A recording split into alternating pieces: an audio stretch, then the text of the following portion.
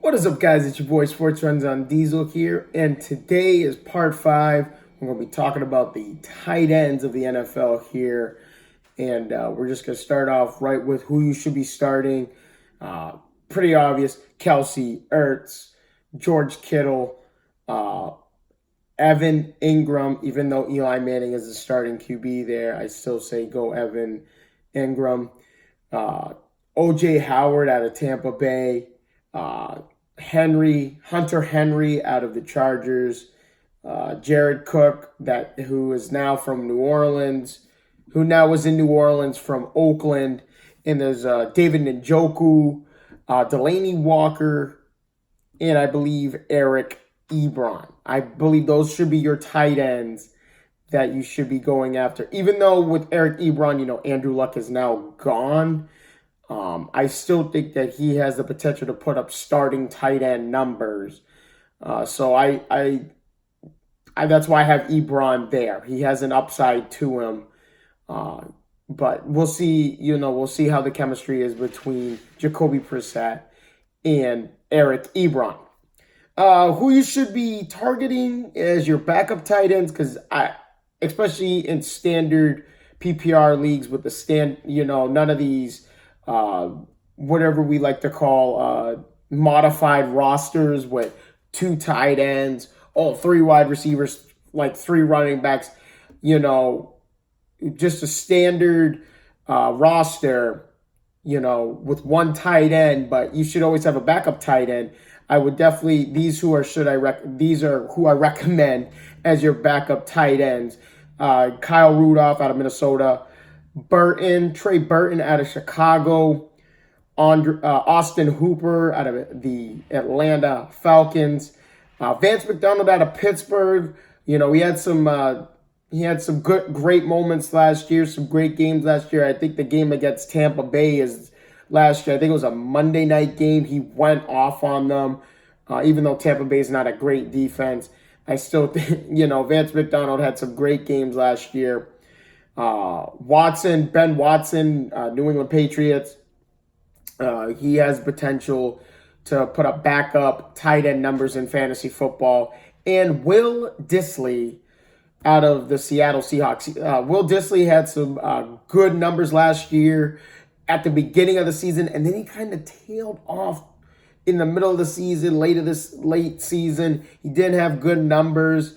But the beginning of the season, he got off to a hot start. I think through the first 3 weeks of fantasy football, he led all tight ends in fantasy points, and after like the first 3 weeks. But correct me if I'm wrong on that. It might have been Kelsey, but Dissly was like top 3 tight ends in fantasy points in the first 3 weeks of last season. So Dissly could get off to a fast start again this year, or hopefully he keeps that consistency throughout the season. But Seattle, run-heavy offense. It's going to be very difficult for him. He'll get targets and he'll get looks, but he's not going to get consistent looks because of the run-heavy offense in Seattle. So, guys with upside, tight ends with upside coming up this year, I have T.J. Hawkinson out of the Detroit Lions. A rookie this year. I think he's going to put up fantastic numbers. I see his whole entire highlight reel from Iowa, and he reminds me of Rob Gronkowski.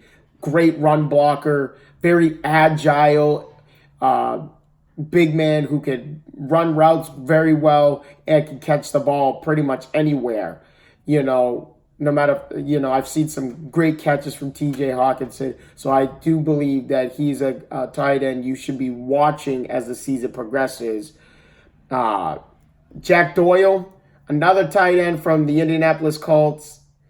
And like I said, Eric Ebron, Jack Doyle, it's going to be tough with these 2 guys now that Andrew Luck is officially gone and retired and moving on. Or maybe, who knows? I'm going to be the one to speculate here. What if Andrew Luck has just taken time off to rest? You never know. I mean, Rob Gronkowski, for example, kind of hinted at, who knows, maybe I might come back. And it's like, so you just never know where the mindset is with some of these players. Look at Jason Witten, tight end out of out of the Dallas Cowboys, who retired a couple years ago. Now he's back playing for the Dallas Cowboys. And actually, believe it or not, I have Jason Witten as someone you should keep an eye on. I have him in the avoid column to watch column because he could put up good numbers this year. It's just another run-heavy offense in the Dallas Cowboys. You know, Jason Witten's going to be another target on that Dallas Cowboys offense. So I do believe Jason Witten will get targets, will get possible touchdowns in the red zone. But being off for a year or so, we'll see how much in game shape he is. So, but Jason Witten, keep an eye on him. Greg Olsen, keep an eye on him as well. That beautiful connection from Cam Newton to Greg Olsen. We've seen that for a number of years now. Keep an eye on Greg Olsen. Greg Olsen's 34 years old, so the numbers are going to be dipping, but you never know. I mean, Cam Newton has heavily relied on him in the red zone, and I believe he'll continue to do that as this upcoming season draws closer and closer by the minute here, now that we are 1 week away, just a little over a week away from the NFL season starting on Thursday night. So put your seatbelts on, guys. I'm so excited for this, guys. I know you guys are ready for this as well. So put your seatbelts on. It's going to be a bumpy, wild, adrenaline rushed roller coaster. So be ready for it. And also for upside, I believe Noah Fant out of the Denver Broncos is another tight end that you should be looking out for. I believe he is going to be the number one tight end in Denver. But the only problem with Denver is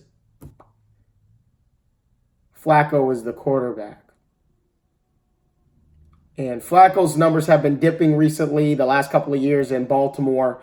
And now that he's got a new offense, he's got Emmanuel Sanders, he's got Devontae Booker, he's got Phillip Lindsay, he's got this great offensive wide receiver and running back core. And I believe Noah Fant, who's a rookie, I believe Noah Fant could have a decent year. He could put up backup fantasy numbers this year. So keep an eye on Noah Fant. The first four, like I said earlier in my previous videos, the first 4 weeks will tell you how good their season is going to be. So just keep an eye out on that. And like I said earlier, who's going to be Brissett's number one tight end target? Is it going to be Doyle or is it going to be Ebron? That's the only time it's going to tell on who's going to have the better numbers after 4 weeks. Also, Gerald Everett out of the Los Angeles Rams. Keep an eye on him. I believe he is behind Tyler Higbee. I believe he's the second string tight end for the Rams. But the Rams do a lot of two tight end running plays, and Jared Goff loves to audible out of those plays and hit his tight ends, or even hit Cooks, Robert Woods, Cooper Kupp, who's now back. He's gonna love hitting those guys out of a two tight end set, which possibly means there's gonna be more protection for him in the pocket, and he'll be able to get throws down the field. Also, Andrews out of Baltimore. I think Andrews had Andrews had a good season last year. I think he put up backup tight end numbers, TE2 numbers last year. So I keep an eye on him as well. He possibly could have also the same type of year. But now that Lamar Jackson is the quarterback, I believe Andrews' numbers could go up. So keep an eye on that as well. And obviously there's the dreaded time and the dreaded part of my show, who to avoid. And I'm just going to be obvious. These two tight ends, I've been telling people, I will tell you to avoid over and over and over again because they're so injury prone the last 3-4 years. Tyler Eifert's one out of Cincinnati. Back injuries. That's all he's had the last 3 or 4 years. And it continues to keep happening. I think last year was a neck injury or something like that. So Tyler Eifert is number one on that list. Keep away from drafting Tyler Eifert. Second on that list, Jordan Reed out of the Washington Redskins. Now, Jordan Reed has put up great fantasy numbers in recent years, but in recent years also, he's had hamstring injuries, ankle injuries.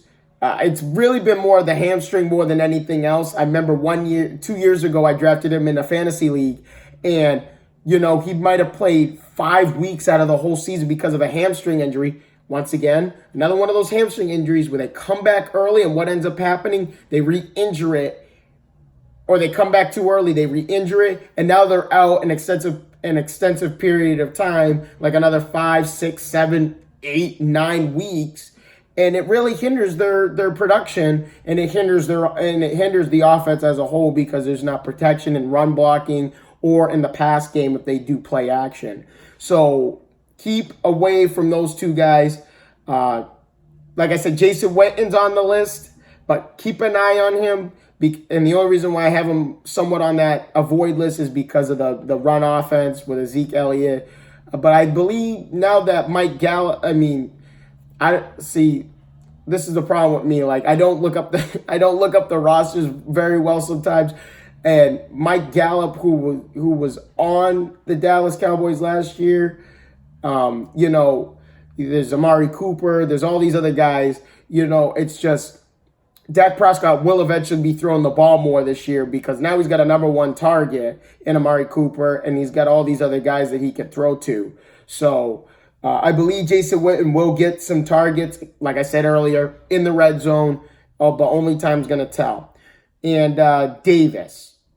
I'm trying to remember what Vernon Davis, Washington Redskins again. An ageless wonder, we could call him. When he was in San Francisco, put up big-time numbers in San Francisco. Definitely starting tight end numbers in San Francisco. But his ceiling is going to be a backup to a backup, like a TE3 spot if your league is that deep. But I would probably target him in deeper leagues, like 14 to 20 team leagues. I would target him in those leagues, but 10 to 12 team leagues, I would completely avoid Vernon Davis. That's my big thing with Vernon Davis. But like I said, with tight end ones, Kelce, Ertz, Kittle, by far, go with those three guys. You guys should be targeting them, and I would not be targeting them. Kelce's obviously going to get picked in the second or third round because I think on ESPN Fantasy Football's rankings, I think he's like 13th on the list. So he's going to get picked very early by most people who are going to be between that 10 to 15 pick, or I should say 11th to 15th pick in the draft. He's going to get picked very quickly. So, Kelce's going to be hard to grab, but Ertz, I believe, is in the 30s. Kettle's in the late 30s, early 40s. This was as of last week's rankings. But, those guys you could probably grab in the 4th or 5th round. It's very unlikely you're going to get them in the 4th or 5th round, but more of the 5th round. But the 4th round, 3rd and 4th round is probably going to be the target for those tight end spots. But I still think picking a tight end that early is a waste of a draft pick. But at the same time, though, you're missing out on a good tight end. You're missing out on great fantasy numbers. You're missing out on a lot of things that could potentially boost your team, especially if you only have decent running, like a decent wide receiver, a decent flex option. You need a balance. And picking a great tight end that's going to put up great numbers this year would be very helpful in that. But I want to thank you guys for your time. Comment, subscribe, smash that like button. Please comment below on what you think of what I have here, because I would love to know everyone's insight on who they think is going to be a breakout candidate this year and who's going to be a dud this year as well, too. But, thank you guys for your time. I will talk to you guys later, and stay tuned for the next episode, which is going to be on defenses and special teams. Thank you, guys.